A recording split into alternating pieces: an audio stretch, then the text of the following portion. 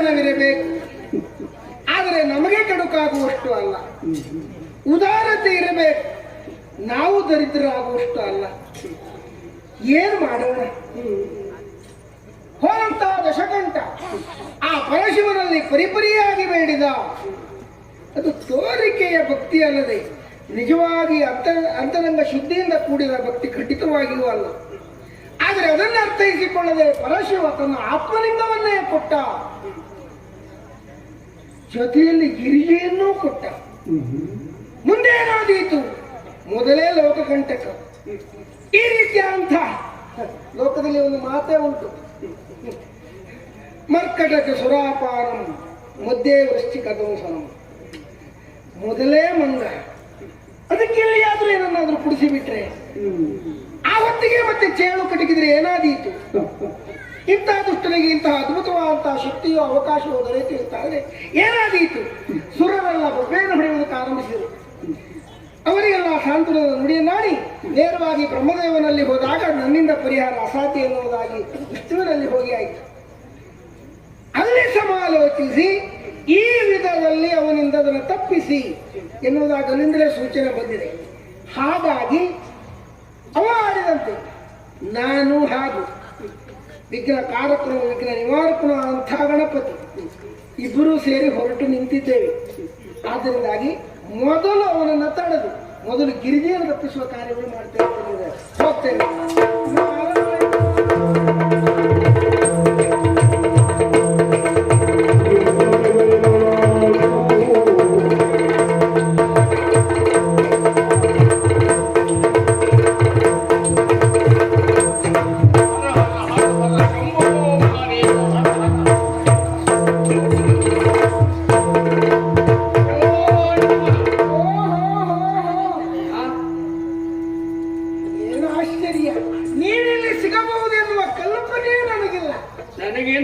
ಸಿಗುವುದಿಲ್ಲ ಅಂತ ಮಾಡ್ಕೊಂಡಿದ್ದೆ, ಸಿಕ್ಕಿಯೇ ಆಯ್ತಲ್ಲ. ಹೌದೌದು, ನಾನು ಎಷ್ಟೋ ಬಾರಿ ಲಾಂಚಿಗೆ ಬರಬೇಕು, ಒಮ್ಮೆ ನಿನ್ನನ್ನು ನೋಡ್ಬೇಕು, ನಿನ್ನಲ್ಲಿ ಮಾತನಾಡ್ಬೇಕು ಅಂತ ಎಷ್ಟೋ ಬಾರಿ ಯೋಚನೆ ಮಾಡಿದ್ದಿತ್ತು. ನೀವು ಬರುವ ವರ್ಷ ಬನ್ನಿ. ಅಲ್ಲ ಅಂದ್ರೆ ಏನಾಗಿ ಹೋಯ್ತು, ಬರುವುದಕ್ಕೆ ಬಿಡುವೆ ಆಗಲಿಲ್ಲ. ಆಯ್ತು, ತಿರುಗಾಟದ ಒತ್ತಡದಲ್ಲಿ. ನೀವು ದಯಮಾಡಿ ಇವತ್ತು ಬೇರೆ ತಿರುಗಾಟ ಇದ್ರೆ ಬನ್ನಿ, ಬನ್ನಿ. ವಿಚಾರ ಹೇಳ್ತೇನೆ, ಯಾಕೆ ಕೇಳು. ಯಾಕೆ? ನಾನು ನೇರವಾಗಿ ಹೇಳಿಬಿಡ್ತೇನೆ. ಅದು ಒಳ್ಳೇದು, ಇವತ್ತಿನವರೆಗೆ ಹೇಳಲಿಲ್ಲ. ನಿನ್ನ ಬಗ್ಗೆ ಅದೇನು ಒಂದ್ ರೀತಿ ವಿಶೇಷವಾದ ಅಭಿಮಾನ. ಹೌದು, ನಿಜವಾಗಿ ನಾನು ನಿನ್ನ ಅಭಿಮಾನಿಯ. ನನಗೆ ಈ ಮಾತು ಹೇಳಿದ್ರೆ ಎಂತ ಆಗ್ತದೆ ಅಂತ ಗೊತ್ತಾಗುದಿಲ್ಲ. ಇದು ನಿನ್ನ ಅಭಿಮಾನಿ ಅಂದ್ರ ಆಚೆ ನಮ್ ತೆಗೆದ್ರು ಅಂತಲೇ ಲೆಕ್ಕ. ಸತ್ಯ ಇಲ್ಲ, ನಿನ್ನ ಅಭಿಮಾನಿ ಅಷ್ಟೇ ಅಲ್ಲ, ನಿನ್ನ ಕುಟುಂಬದ ಅಭಿಮಾನಿ ಹೌದು ನಾನು. ಆಯ್ತೇ ಇಲ್ಲ, ಇಡೀ ಕುಟುಂಬಕ್ಕೊಂದು ಕಳೆದು ಇರುವುದು ಬಂತು. ಕೆಲವರ ಬಗ್ಗೆ ಒಂದು ರೀತಿ ನೀವು ಉಂಟಪ್ಪ ನಮ್ಮ ಸಾಧನೆಯ ವಿಷಯದಲ್ಲಿ ನಿಮಗೆ ಅಪಾರವಾದಂತಹ ಅಭಿಮಾನ. ಅದು ಕಾರಣ ಉಂಟು, ಅದು ಕಾರಣ ಉಂಟು. ಅಂದ್ರೆ ಏನು ವಿಶೇಷವಾದ ಹಿನ್ನೆಲೆ ಇಲ್ಲ, ಒಂದು ಗಟ್ಟಿಯಾದ ಮೇಲೆ ಇಲ್ಲ. ಆದ್ರೂ ಜೀವನದಲ್ಲಿ ಏನೆಲ್ಲ ಸಾಧಿಸಿ ಬಿಟ್ರಿ ನೀವು, ಅದು ಆ ಬಗ್ಗೆ ಹೆಮ್ಮೆ ಉಂಟು ನನಗೆ. ಏನ್ ಹಿನ್ನೆಲೆ ಇಲ್ಲ, ನೆಲೆ ಇಲ್ಲ ಅಂದ್ರೆ ಎಂತ ಹೇಳುದು ನೀವು? ನಿಮಗೊಂದು ಗಟ್ಟಿಯಾಗಿ ನಿಲ್ಲುವುದಕ್ಕೆ ನೆಲೆಯಲ್ಲಿ ಮೊದಲ ಸ್ಥಳ ನೀವು ಗುಣಕ್ಕೆಗಳಾಗಬೇಕು. ಆ ನಂತರದಲ್ಲಿ ಇನ್ನು ಹಿನ್ನೆಲೆ ಕೇಳಿದ್ರೆ ದೊಡ್ಡ ಕುಲ ಇತ್ಯಾದಿ ಇತ್ಯಾದಿ ಇತ್ಯಾದಿಯಾ? ಅದು ಅಲ್ಲ. ಮತ್ತೆ ಯಾರೋ ಲೋಕದವರು ಆಡಿಕೊಳ್ಳಿ, ನಾನು ಆಡುವುದಿಲ್ಲ. ಇಂತಹ ಒಂದು ಕುಲ ಒಂದು ಗಟ್ಟಿ ಹೇಳುವ ಹಾಗುಂಟ. ಅವರು ಬ್ರಾಹ್ಮಣ ವಂಶದಿಂದ ಮತ್ತು ಬ್ರಹ್ಮರಾಕ್ಷಸರು ಅಂತ ನಿಮ್ಮ ಬಗ್ಗೆ ಹೇಳಿ ಈ ಕೆಲವು ನಿಮ್ದು ಹೇಳುದಿಲ್ಲ, ನೀವು ದಾರಿಲಿ ಹೋಗುವುದನ್ನೇ ಕಟ್ಕೊಂಡು ಮತ್ತೆಲ್ಲ ಹೇಳುದು ಅಲ್ಲ. ಉಂಟು ಉಂಟು, ನನಗೆ ಹಾಗಲ್ಲ. ನಿಮ್ಮ ಬಗ್ಗೆ ಭಾರಿ ಒಳ್ಳೆ ವಿಶೇಷವಾದ ಅಭಿಮಾನ ಅದನ್ನು ಇರಿಸಿಕೊಂಡಿದ್ದೇನೆ. ಕೊನೆಗೆ ಎಲ್ಲಿ ಹೋಗಿದ್ದೆ, ಏನು ಕತೆ, ಯಾವ ಕಡೆಯಿಂದ ಬಂದೆ, ಮತ್ತೇನು ಸುದ್ದಿ? ನೀವು ಎಲ್ಲಿಗೆ ಹೋಗಿದ್ದೆ ಅಂತ ಕೇಳಿದ್ರೆ ಸಾಕಿತ್ತು. ಎಲ್ಲಿ ಹೋಗಿದ್ದೆ, ಯಾವ ಕಡೆಯಿಂದ ಬಂದೆ ಸ್ವಾಮಿ? ಈಗ ಹಿಂದೆ ನಿನ್ನ ಹಿಂದೆ ಯಾರು? ಓ ಹೀಗೆ ಹೇಗೆ? ಬಹುಶಃ ಎಲ್ಲಿಯೋ ತಿರುಗಾಟಕ್ಕೆ ಹೋಗಿ ಯಾರನ್ನ ಕರ್ಕೊಂಡು ಬಂದೆ. ನಿಮ್ಮ ಸಂತಾನದವರಿಗೆ ಅದು ವಿಶೇಷ ಅಲ್ಲ. ಒಂದು ನಾವು ಹೋದಲ್ಲೆಲ್ಲ ಕಟ್ಕೊಂಡಿದ್ರು ಗೊತ್ತಲ್ಲ. ಕಟ್ಕೊಂಡು ತಿರುಗ್ತೀರಿ ಅನ್ನೋದಕ್ಕಿಂತ ಎಲ್ಲರೂ ಸಿಕ್ಕಿದ್ರೆ ಬಿಡುವುದಿಲ್ಲ ನೀವು. ಸಿಕ್ಕಿದ್ರೆ ಬಿಡುವುದಿಲ್ಲ ಅಂತ ಹಾಗಲ್ಲ, ಆಶ್ರಯ ಯಾಚಿಸಿದವರಿಗೆ ಆಶ್ರಯ. ಧರ್ಮ ಕೈರಟ್ಟೆ ಹಿಡ್ಕೊಂಡು ಎಳ್ಕೊಂಡು ಹೋಗುದಲ್ಲ. ನೀವು ಮಾಡಿದ್ರೆ ನಿಮ್ ಜಾತಿಗಳು ಏನು ಅಪವಾದ ಅಲ್ಲ ಬಿಡು, ನಮ್ಮ ಸಾಮರ್ಥ್ಯವೇ ಅಷ್ಟೇ. ನೀವು ಕೆಟ್ಟದ್ದು ಒಂದೇ ಒಳ್ಳೇದು ಒಂದೇ ನೀವು ಹೇಳ್ಬೇಕಲ್ಲ ಹೂ ಅನ್ನುವಲ್ಲ. ಅಲ್ಲ, ಒಳ್ಳೇದು ಅನ್ನೋದಕ್ಕಿಂತ ಉಳಿದವರಿಗೆ ಒಳ್ಳೆಯದಾದದ್ದು ನಿಮಗೆ ಒಳ್ಳೆಯದಾಗಬೇಕಂತಿಲ್ಲ. ಯಾರು ಅದು ನಿಮಗೆ ಶೀಘ್ರದಲ್ಲಿ ಕಥೆ ಹೇಳ್ಬಿಡ್ತೇನೆ. ನಾನು ನನ್ನ ತಾಯಿ ಈ ಮರಳಿ ಲಿಂಗವನ್ನು ಮಾಡಿ ಪೂಜೆ ಮಾಡುವಾಗ ಶಿವನ ಲಿಂಗವನ್ನು ಅದು ತೊಳೆದು ಹೋಯಿತು. ಮರಲಿಂಗ? ಹೌದೌದು. ಅದು ಸಮುದ್ರದ ಹಂಚಿಗೆಲ್ಲ ಮಾಡಬಾರ್ದ? ನೀವು ನಾವು ಮೊದಲು ಹೇಳಾಯ್ತು, ಮತ್ತೆ ಬುಡಕ್ಕೆ ಬರೋದು ಬೇಡ. ಆಮೇಲೆ ಚಿಂತೆಗೊಂಡ ಅಮ್ಮನಲ್ಲಿ ಯಾಕೆ ಅಂತ ಕೇಳಿದ್ರೆ ಹೀಗೆ ಹೇಳಿದ್ದು, ದುಷ್ಟ ಕೃತ್ಯವ ಎಂತದ್ದು ಗೊತ್ತಿಲ್ಲ ಮಗನೇ. ಹೀಗಾಗಿ ಅಲ್ಲಿಯೇ ನಾನು ಮಾತಾಡಿ ಬಿಟ್ಟೆ. ಮಾಡೋದು ಬೇಡಮ್ಮ, ಕೈಲಾಸಕ್ಕೆ ಹೋಗಿ ಶಿವನ ಆತ್ಮಲಿಂಗವನ್ನ ತರುತ್ತೇನೆ ಸರಿ ಸರಿ ಅಂತ ಹೇಳಿದೆ. ಹಾಗೆ ಕೈಲಾಸಕ್ಕೆ ಹೋದೆ. ಹೋಗಿ ರಜತ ಗಿರಿಯನ್ನ ಅಲ್ಲಾಡಿಸಿ ಬಿಟ್ಟೆ. ತೋಳ 20ನ್ನೇ ಇಟ್ಟು ಅಲ್ಲಾಡಿಸಿದೆ. ಸಾಮರ್ಥ್ಯ ಉಂಟು ನಿನಗೆ ಬಿಡು. ಅದು ಉಂಟು ಅಂತ ಮಾಡಿದೆ. ಆತ್ಮಲಿಂಗ ಏನು ಇಡೀ ಕೈಲಾಸವನ್ನೇ ಪರಮೇಶ್ವರನ ಸಹಿತ ತರುವ ಯೋಗ್ಯತೆ ಅಂತಿತ್ತು. ಅಲ್ಲಿ ಬಿಡ್ಲಿಕ್ಕೆ ಅವನು ಬಿಡ್ಲಿಲ್ಲ. ಆಮೇಲೆ ಅವನ ಅಂಗುಷ್ಟದಿಂದ ಒತ್ತಿ ಬಿಟ್ಟ. ನನ್ನ ಕೈ ಸಿಕ್ಕಿ ಬಿಟ್ಟಲ್ಲ, ಕಣ್ಣೀರಿಟ್ಟೆ. ಆಮೇಲೆ ಅದು 20ನೇ ಹೋಗಲಿಲ್ಲ. ಆಮೇಲೆ ಮತ್ತೆ ಬಂತು. ಬಿಟ್ಟಂದ್ರೆ ತಲೆಯ ಬುರುಡೆಯನ್ನೇ ಕಡಿದು ಕೈಗಳನ್ನ ಕತ್ತರಿಸಿ ಅದನ್ನೇ ದಂಡವಾಗಿಸಿ ಕರುಳನ್ನ ಕಿತ್ತು ಅದನ್ನೇ ಕರುಳ ನಾಳ ಉಂಟಲ್ಲ ಅದನ್ನೇ ಬಿಗಿದು ವೀಣೆಯನ್ನಾಗಿ ಸಾಮಗಾನ ಹಾಡಿಬಿಟ್ಟೆ. ಆಮೇಲೆ ಅದೆಲ್ಲವನ್ನ ಕರುಣಿಸಿದ ಪರಶಿವ. ಮತ್ತೆ ಎಲ್ಲ ಬಂದಾಯ್ತು. ಆಮೇಲೆ ಬೇಡಿಕೊಂಡೆ. ನರಗಳೆಲ್ಲ ಎಲ್ಲ ಕತ್ತರಿಸಿದೆಲ್ಲ ಸರಿಯಾಗಿ ಕೇಳಿದೆ. ಅಂದ್ರೆ ಮತ್ತೆ ಎಲ್ಲೆಲ್ಲಿ ಇತ್ತು ಅಲ್ಲೇ ಅವು ಹೀಗೆ ಮಾಡಿದ್ರೆ ವ್ಯತ್ಯಾಸ ಆಗುದಿಲ್ಲ. ನನಗೆ ಯಾವ ದೌರ್ಬಲ್ಯ ಇಲ್ಲ. ಮತ್ತೆ ಕೆಲವು ಬಾರಿ ಏನಾಗಿ ಹೋಗ್ತದೆ, ಈ ನರ ಸ್ಥಾನ ಪಲಟ ಆಗಿದೆ ಹೀಗೆಲ್ಲ ಆಗುತ್ತದೆ. ಕೆಲವರು ಹಾಗೆ ಮಾಡ್ತಾರೆ. ನೀವು ಕೆಲವರಿಗೆ ಮಾತಾಡಿಯೇ ನರ ತಪ್ಪಿಸ್ತೀರಿ, ಅದೆಲ್ಲ ಗೊತ್ತುಂಟು ನಮಗೆ. ಸರಿಯಾಗಿದೆ ಸ್ವಾಮಿ, ಅದನ್ನ ಆಯ್ತು. ಆಮೇಲೆ ಯಾಕೆ ಬಂದೆ ಅಂತ ಕೇಳಿದ. ಮಾತೆಯ ಆಸೆಯನ್ನು ಈಡೇರಿಸುವುದಕ್ಕಾಗಿ ಆತ್ಮಲಿಂಗವನ್ನು ಕೊಡು ಅಂತ ಹೇಳಿದೆ. ಸಂತೋಷದಿಂದ ಪರಶಿವ ಕೊಟ್ಟ.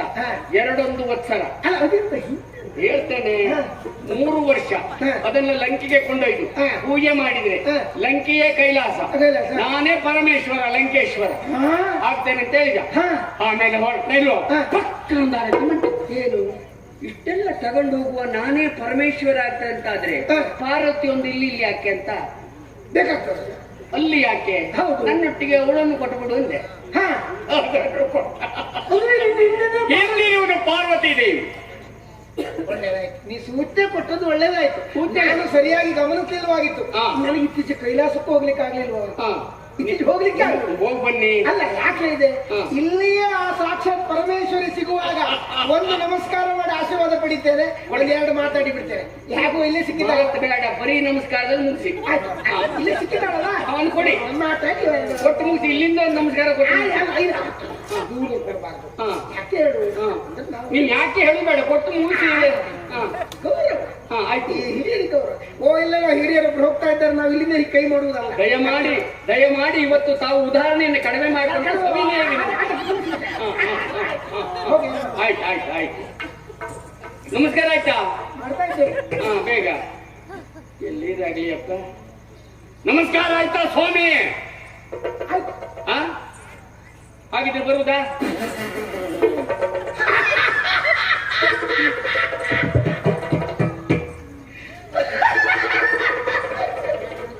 ನರದ್ರೆ ಈಗ ನರ ಯಾರು ಜಾಸ್ತು? ನರ ಎಂತ ಆಯ್ತು? ನಿನ್ನಂತ ಸಿಕ್ಕಿದ್ರೆ ಯಾರಿಗೂ ಏನಾದ್ರು ಹೆಚ್ಚು ಕಡಿಮೆ ಆಗುವುದು. ನಿಮಗೆ ಉತ್ತಂಡ ನಮಸ್ಕಾರ ಮಾಡಿದ್ರೆ ಎಂತ ಮಾಡಿದ್ರಿ? ದೇವ್ರೆ, ಹೋಗಿ ಹೋಗಿ ನಿನ್ನ ಬಾಯಲ್ಲಿ ಇಂಥ ಮಾತು ಬಂತಲ್ಲ ಪುಣ್ಯ. ಎಂತಾಯ್ತು? ಇದು ಪರಮೇಶ್ವರಿ ತೆಗೆದುಕೊಂಡು ಬಂದ್ಯಾ? ಹೌದು. ಯಾರು ಪರಮೇಶ್ವರಿ ಕೇಳಿದೆ ಕೊಟ್ಟ?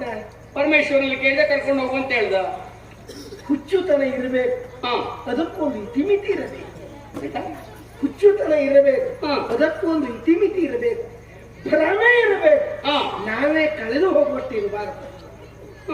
ಅದು ಅಲ್ಲದಿದ್ರೆ ಯಾರಾದ್ರೂ ಹೆಂಡತಿ ಈ ಲೋಕದಲ್ಲಿ ಕೇಳ್ತೇನೆ, ಯಾರನ್ನೇ ಕೇಳು ಮದುವೆ ಆಗುವುದು ಯಾಕೆ, ನಮಗೆ ಹೆಂಡತಿ ಅಲ್ಲ ನನಗೆ ಗೊತ್ತಿಲ್ಲ, ನಾ ಬ್ರಹ್ಮಚಾರಿ, ಆ ಪ್ರಶ್ನೆ ಬೇರೆ ಬಿಡು. ಅಲ್ಲ ಬೇಕು ಎನ್ನುವ ಕಾರಣಕ್ಕಾಗಿ ಮದುವೆ ಆಗುವುದು ಬಿಟ್ರೆ ಬೇರೆಯವರಿಗೆ ಕೊಡುವುದಕ್ಕಾಗಿ ಯಾರು ಮದುವೆ ಆಗುವುದಿಲ್ಲ, ಯಾರೇ ಮದುವೆ ಆಗುವುದಿಲ್ಲ. ದಯಮಾಡಿ ಎರಡು ಮಾತಾಡಿ ಇವತ್ತೇ ಅರ್ಥ ಆಗುದಿಲ್ಲ. ಅದು ಯಾರೇ ಆಗಲಿ ಹೆಂಡತಿ ಬೇಕು ಅಂತ ಮದುವೆ ಆಗುವುದು ಹೆಂಡತಿ ಬೇಕು ಎನ್ನುವ ಕಾರಣಕ್ಕಾಗಿ ಬಿಟ್ರೆ ಅದನ್ನು ಮತ್ತೊಬ್ಬರಿಗೆ ಯಾರೋ ಕೇಳಿದ್ದಾರೆ ಎನ್ನುವುದಾಗಿ ಕೊಡುವುದಕ್ಕಾಗಿ ಹೆಂಡತಿ ನಿಲ್ಲಿಸಿಕೊಳ್ಳುವುದಿಲ್ಲ. ಅಲ್ಲ ಅಲ್ಲಿ ಹೋಗಿ ಪಾರ್ವತಿಯನ್ನು ಕೊಟ್ಟಿದ್ದಾರೆ. ಅವಳು ಪಾರ್ವತಿಯ ಏನ್ ನಾನು ಕೈಲಾಸಕ್ಕೆ ಹೋಗದೇ ಇದ್ದವನ ಅಥವಾ ಪಾರ್ವತಿ ನೋಡದೇ ಇದ್ದವನ? ನೀವು ಆಟ ಆಡಿಸೋದು ಬೇಡ, ಪರಮೇಶ್ವರನ ಹೇಳಿದ್ದಾರೆ ಹೆಂಡತಿ ಕರ್ಕೊಂಡು ಹೋಗುತ್ತೆ. ಹೊರಡುವಾಗ ನೋಡಿದ್ದೇನೆ, ಆಗ ದೇವ್ರು ಒಂದು ಮಾತಾಡಿದ್ದಾರೆ. ಏನ್ ಹೇಳಿದ್ದಾರೆ? ನೀನು ಹೋಗುವಾಗ ಲಂಕಿಯ ಸೇರುವವರೆಗೆ ತಿರುಗಿ ನೋಡಬಾರದು. ಒಳ್ಳೆ ಬುದ್ಧಿವಂತಿಕೆನೇ ಮಾಡ್ತಾವ, ಒಳ್ಳೆ ಬುದ್ಧಿವಂತಿಕೆನೇ ಮಾಡಿದ್ದಾನೆ. ಹೌದಾ? ಹೌದೌದು.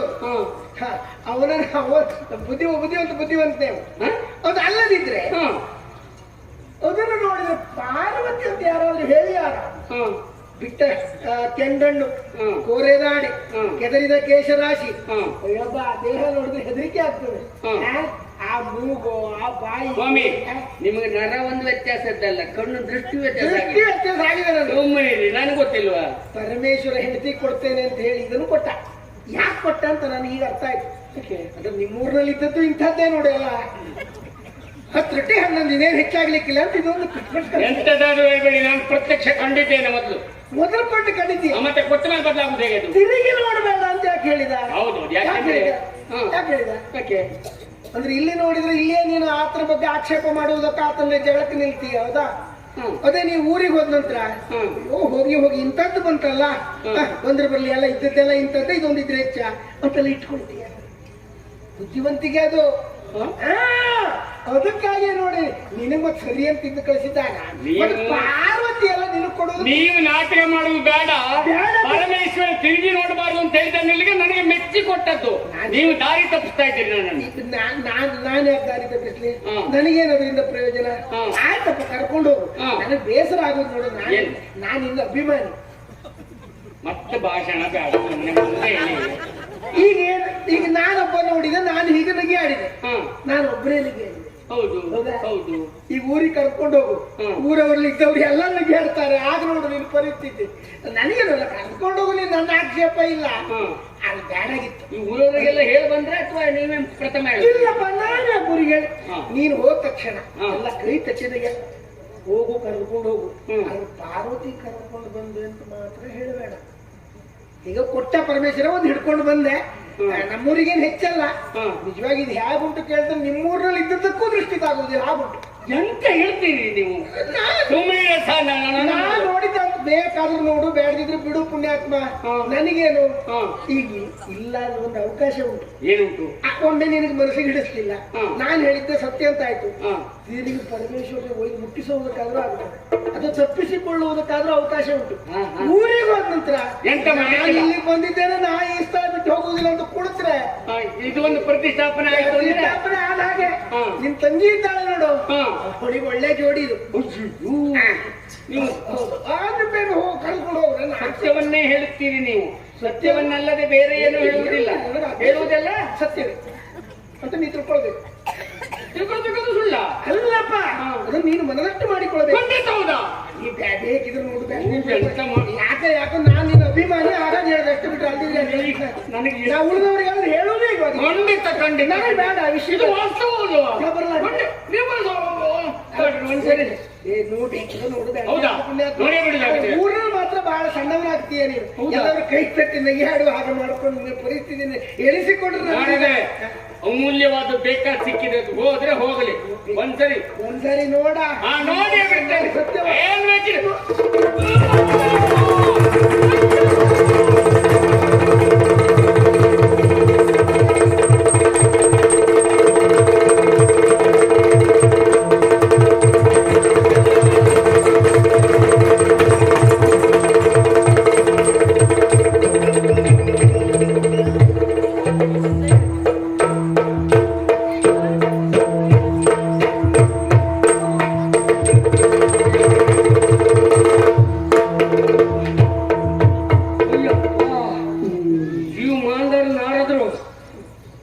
ಎಲ್ಲ ಇನ್ನೊಬ್ಬರನ್ನ ಆಟ ಆಡಿಸುವಂತ ಮಾಡಿದ್ದೆ. ಇವತ್ತೊಂದು ಸತ್ಯ ಹೇಳೇ ಬಿಟ್ರೆ ಅಯ್ಯಪ್ಪ.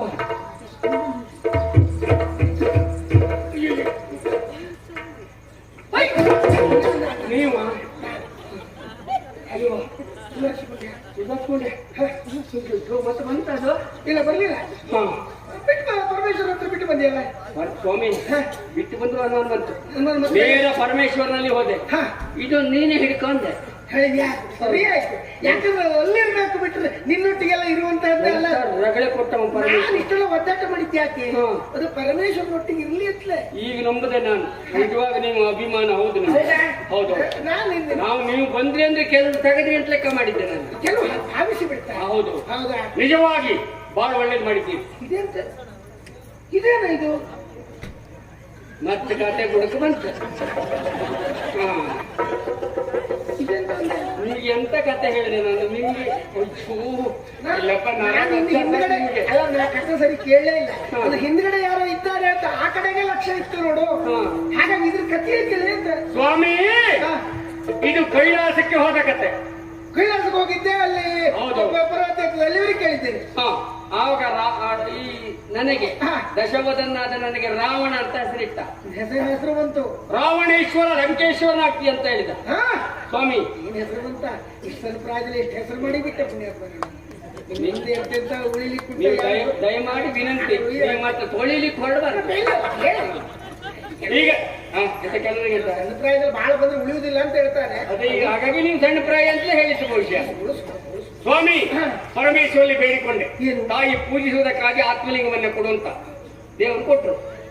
ಆತ್ಮಲಿಂಗ ಇದು?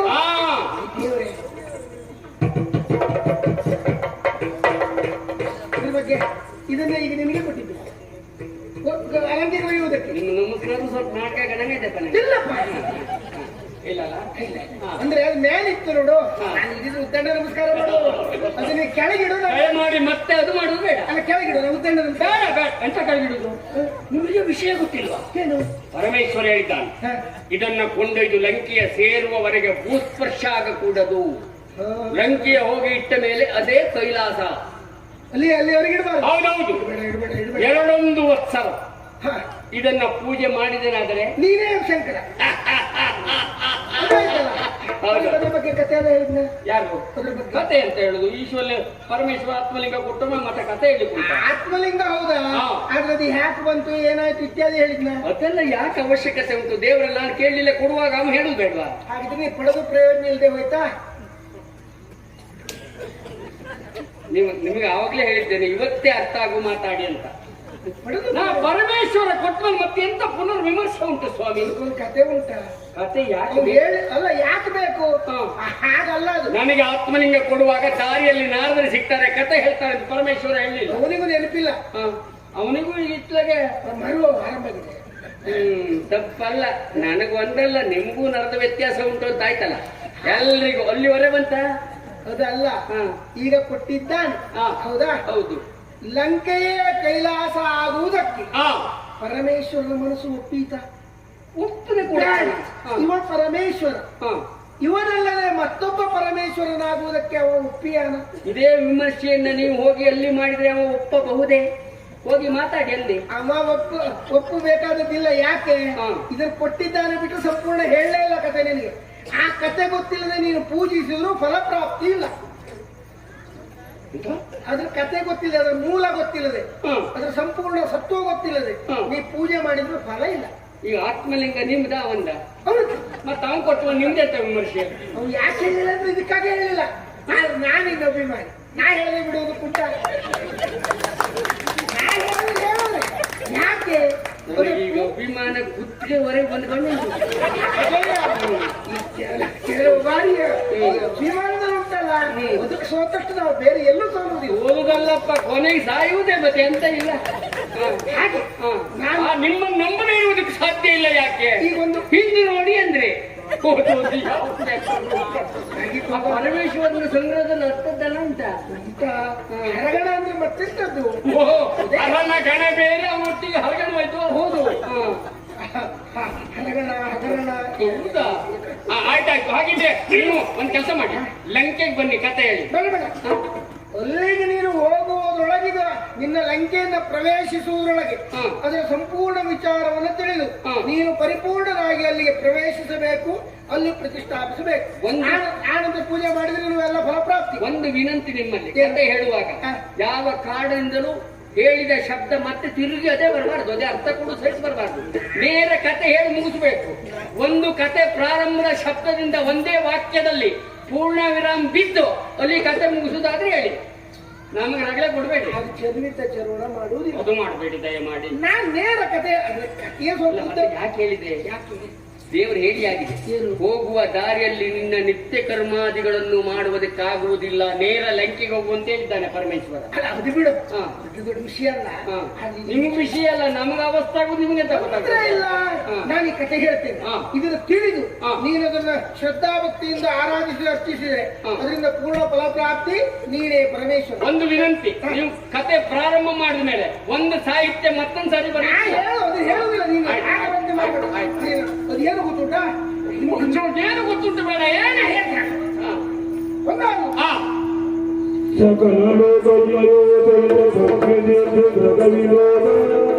ಅಖಿಲಾಂಡ ಬ್ರಹ್ಮಾಂಡ ಕಾವ್ಯದಲ್ಲಿ ಹರಿಹರ ಮುಖ್ಯ ವಿಧಿ ಸರಿದಾಗಿ ಅಕ್ಕಿ ಮನದಲ್ಲಿ ಬೇಟೆಯಾಡಿ ಮೆಡಲರೊಂದಿನ ಮೃಗಮಗೊಂದು ಬೇಗ ಭಕ್ಷಿಸಿ ಆಗ ನೋಡಲು ಒಂದು ಮೂರರು ಮೃಗದ ಅಂಗ ಏಕಿಸಿ ಲಿಂಗ ಮುರಿದು ಲಿಂಗ ಮೂವರು ನುಂಗಿದರೆ ಆಭಂಗವಾದರೆ ಜೀವನಿಗದಿ ಅಂಗದಾರಿಯ ಪ್ರಾಣವೇ ಈ ಲಿಂಗದೊಳಗಿರುವುದು.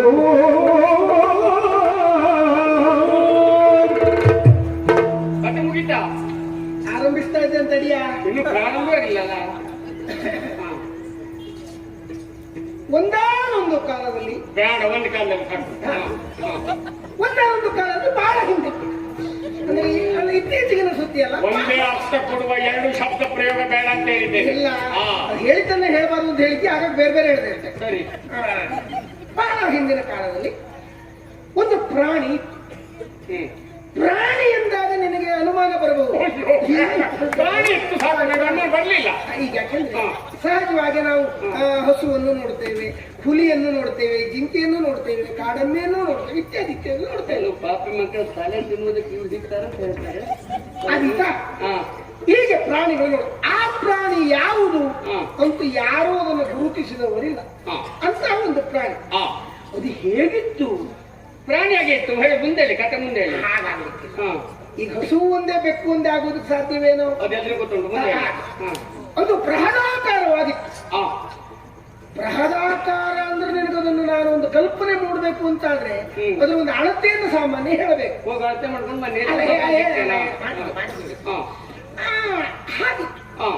ಆ ನಂತರದಲ್ಲಿ ಅದು ಹಸಿವನ್ನು ನಿವಾರಿಸಿಕೊಳ್ಳುವುದಕ್ಕೆ ತಿನ್ನುತ್ತಾ ತಿನ್ನುತ್ತಾ ಮುಂದೆ ಮುಂದೆ ಸಾಗಿತು. ಏನೇನು ತಿಂದಿತ್ತು? ಗಿಡವನ್ನು ಬರೀ ತಿಂದ್ರೆ ಸಾಕು ಅಂತ ಏನಂತ ತಿಂದಿತ್ತು? ಆಗಲ್ಲ, ಸಂಪೂರ್ಣ ಚಿತ್ರಣ ಬರಬೇಕು ಅಂತ ನಾನು ಹೇಳಲೇಬೇಕು. ಊಟವಾಯಿತು ಅಂದ್ರೆ ಏನು ಗಿಡವನ್ನು ತಿಂದಿತ್ತು, ಮರವನ್ನು ತಿಂದಿತ್ತು, ಬಳ್ಳಿಯನ್ನು ತಿಂದಿತ್ತು, ನದಿಯನ್ನು ಕುಡಿಯಿತು, ಗಿರಿಯನ್ನು ನುಂಗಿತು. ಹೇಗೆ ಈ ಕತೆ ಯಾರು ಬರೆದದ್ದಲ್ಲ, ಹೇಳಿ.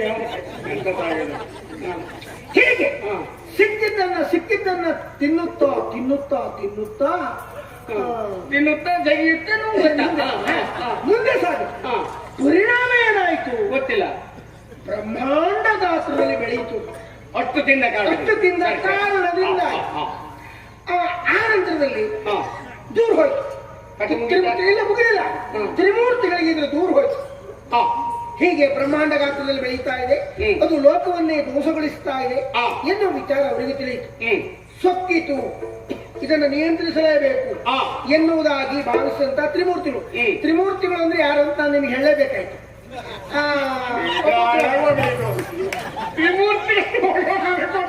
ಪರಮೇಶ್ವರನಲ್ಲಿ ಹೋಗಿ ಬಂದಿದ್ದೇನೆ. ಒಂದು ಮೂರ್ತಿ ಗಂಡಾಯ್ತು ಹೇಳಿದ್ದಾರಲ್ಲ, ಬ್ರಹ್ಮ ಮತ್ತು ವಿಷ್ಣು ಬಿಟ್ಬಿಟ್ಟಾರ. ಈಗ ಬ್ರಹ್ಮ ಇರುವುದು ಸತ್ಯಲೋಕದಲ್ಲಿ, ವಿಷ್ಣು ಇರುವುದು ಎಲ್ಲಿ? ವೈಕುಂಠ. ಪರಮೇಶ್ವರ ಇರುವುದು ಕೈಲಾಸದಲ್ಲಿ. ಈ ಮೂರು ಒಟ್ಟಾಗಿ ಸಮಾಲೋಚಿಸಬೇಕು ಅಂದ್ರೆ ಒಂದು ಕಡೆ ಒಟ್ಟಾಗಬೇಕಾ ಬೇಡುವ? ಬೇಕು. ಆ ಮೂವರು ಎಲ್ಲಿ ಒಟ್ಟಾಗುವುದು ಅಂತ ಯೋಚನೆ ಮಾಡಿ ಹಾ ಹೇಳಿ. ನಿನಗೆ ಇಲ್ಲಿ ಸ್ವಾರಸ್ಯ ಕಾಣುವುದಿಲ್ಲ, ಕಥೆಯ ಸ್ವಾರಸ್ಯ ಇರೋದು ಕೊನೆಯಲ್ಲಿ. ಅಲ್ಲಿವರೆಗೆ ಎಷ್ಟು ಹೇಳಿದ್ರೆ ಆ ನಂತರ 3 ಜನ ಒಟ್ಟಾದ್ರು, ಇದನ್ನು ಕೊಂದು ಕಳೆಯುವುದು ಅಂತ ಆಯುಧ ಪ್ರಾಣಿಗ. ಆಯುಧ ತೆಗೆದುಕೊಂಡ್ರು ಅಂದಾಗ ನಾನು ಯಾವ್ಯಾವ ಆಯುಧ ಅಂತ ನನಗೆ ಹೇಳಲೇಬೇಕಾಯ್ತು. ನನ್ನ ಹಣೆಯ ಬರಹವೇ, ಆ ಪರಮೇಶ್ವರ ಹೋಗೋಗಿಂತ ಕೇಳಲೂ ಇಲ್ಲ. ಅದು ಯಾಕೆ ಹೇಳಿದೆ, ಯುದ್ಧ ಹೇಗೆ ಮಾಡಿದ್ರು, ಹೇಗೆ ಕೊಂದ್ರು ಅನ್ನೋದಾಗಿ ಖಡ್ಗವನ್ನೂ ತೆಗೆದುಕೊಂಡು, ಗದೆಯನ್ನೂ ತೆಗೆದುಕೊಂಡು, ಕೊಡಲಿಯನ್ನೂ ತೆಗೆದುಕೊಂಡು, ಬಿಲ್ಲು ಬಾಣವನ್ನೂ ತೆಗೆದುಕೊಂಡು, ಇದಿಷ್ಟಕ್ಕೂ ಬೇರೆ ಹೆಸರಿದ್ದು ಹೇಳಿಬೇಡ ಮತ್ತೆ ಇಷ್ಟೇ ಸಾಕು. ಎಲ್ಲವನ್ನ ತೆಗೆದುಕೊಂಡ್ರು. ಆ ಪ್ರಾಣಿಯನ್ನು ಅರಸುತ್ತಾ ಹೊರಟು. ಹೋದ್ರು ಎಲ್ಲಿ ಹೋದ್ರು ಆ ಪ್ರಾಣಿಯ ಸುಳಿವೇ ಇಲ್ಲ. ನೋಡು ಬೇಡ, ನೋಡ್ತಾ ಹೋಗಿದ್ದಾರೆ ಅವರು. ಆ ನಂತರದಲ್ಲಿ ನೋಡ್ತಾರೆ ಪ್ರಾಣಿ ಎದುರುಗಡೆ ನಿಂತಿದೆ. ಹೌದಾ? ಅಲ್ಲಿ ಮುಗಿತ ಇಲ್ಲ. ಆಗ ಇದನ್ನು ಕೊಲ್ಲಬೇಕೆನ್ನುವುದಾಗಿ ಬಿಲ್ಲಿಗೆ ಹೀಗೆ ಬಾಣವನ್ನು ಹೂಡಿದ್ರು. ನೀವು ಹೂಡಿದ್ರು ಅಂದ್ರೆ ಸಾಕು, ನಂಗೆ ಕಲ್ಪನೆ ಆಗ್ತದೆ. ಬಾಣವನ್ನು ಹೂಡಿ ಹಿಡಿದ್ರಿತ್ತು. ಹೊಡೆದ್ರ ಹೊಡಿಲಿಲ್ಲ. ಮೇಲ್ ನೋಡ್ತಾರೆ, ಹೊಡೆಯುವುದಿಲ್ಲ. ಮೇಲ್ ನೋಡ್ತಾರೆ, ಹೊಡೆಯುವುದಿಲ್ಲ. ಯಾಕೆ ಹೊಡೆಯುವುದಿಲ್ಲ? ಬರ್ದದ್ದು ಹೇಳುವುದ ನೀವು ಬರ್ಕೊಂಡೆ. ಅಲ್ಲಲ್ಲ, ಬರದದ್ದೇ ಇದ್ದದ್ದೇ ಹಾಗೆ. ಯಾಕೆ ಹೊಡಿಲಿಲ್ಲ? ಇನ್ನು ಹೊತ್ತಾಗ್ಲಿಲ್ಲ, ಹಾಗಾದ್ರೆ ಹೊಡಿಲಿಲ್ಲ. ಹೊತ್ತಾಗ್ತಾ ಉಂಟು ಸ್ವಾಮಿ, ನನಗೆ ಲಂಚೆಗೆ ಹೋಗ್ಬೇಕು. ಅಲ್ಲಲ್ಲ, ಯಾಕಂದ್ರೆ ಅವ್ರು ಬಾಣ ಯಾಕೆ ಹೊಡಿಲಿಲ್ಲ ಹೇಳ್ತಾ ಇದ್ದೆ ನಾನು.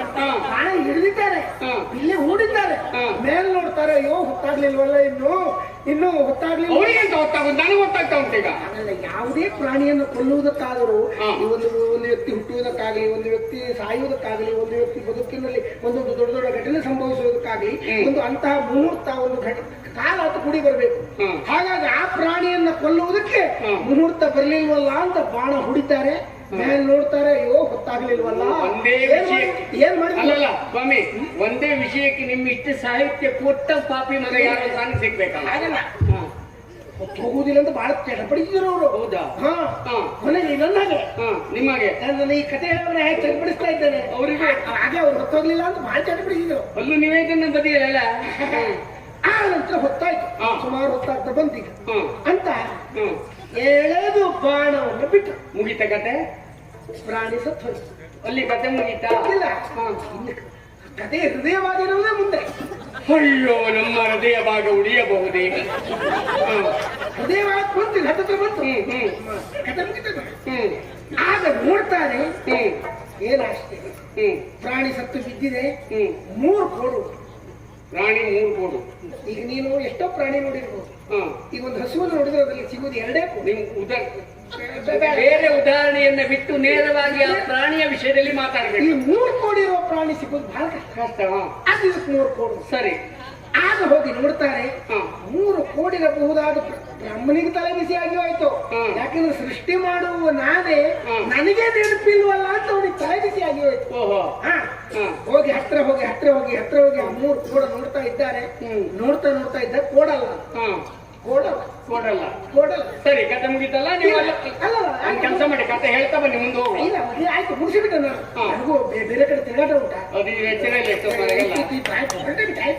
ಅದು ಮುಗಿಸ್ತಾ ಇದ್ದೆ. ಆಯ್ತಾಯ್ತು. ಕತೆ ಕೊನೆ ಅಂತ ಬಂತು, ಇನ್ನೇನು ಮಂಗಲ ಅಲ್ಲಿ ಗೊತ್ತು. ದಯಮಾಡಿ ಮಂಗಲ ಪ್ರಾರಂಭ ಮಾಡಿ. ಕೋಡಲ್ಲ.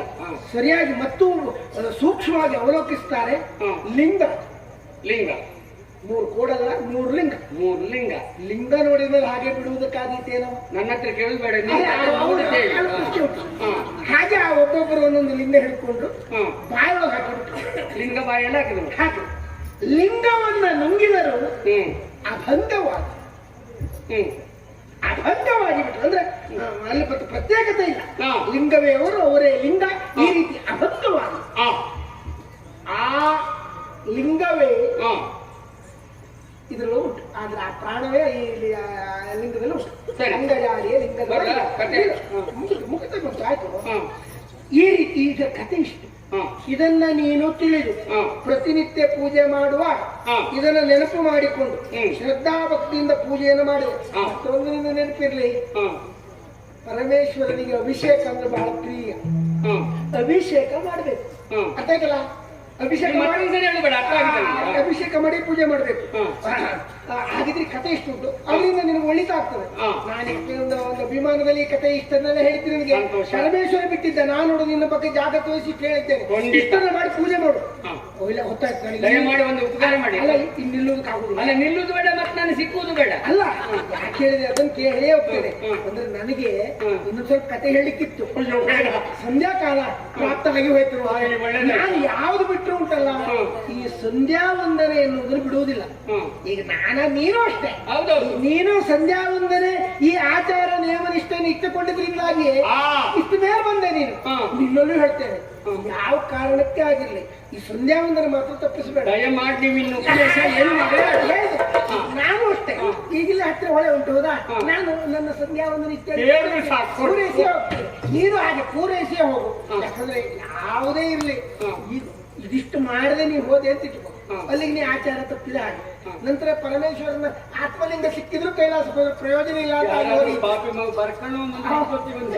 ಸಾಹಿತ್ಯ ಎಷ್ಟು ಸಿಕ್ತಿತ್ತೇನು. ಹಾಗಾಗಿ ನೀನ್ ಇದನ್ನ ಇಲ್ಲಿ ಒಂದು ಸಂಧ್ಯಾ ವಂದನೆ ಪೂರೈಸಿ ಹೋಗು. ಬರಲ ಹಾಗಿದ್ರೆ